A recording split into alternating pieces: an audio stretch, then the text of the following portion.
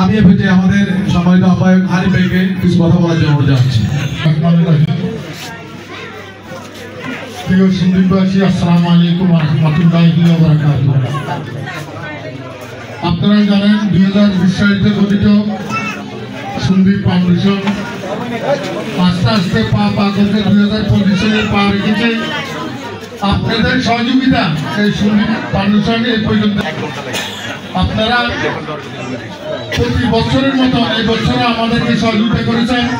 আশা করবো আগামীতে এভাবে সহযোগিতা করবেন। আপনারা একটা কিছু মনে করবেন যে আমরা সন্দীপের লোক, একটি দ্বীপের লোক, আমাদের আন্তরিকতা ভালোবাসা দিয়ে আমরা সবাই সাথে একে অপরের সাথে একটা সেতু বন্ধন করার জন্য আমরা এখানে একত্রিত হয়েছি। আশা করি আমরা এইভাবে আস্তে আস্তে পা করে অনেক দূর এগিয়ে যেতে পারবো বলে আপনাদের সহযোগিতা ইনশাআল্লাহ। আপনারা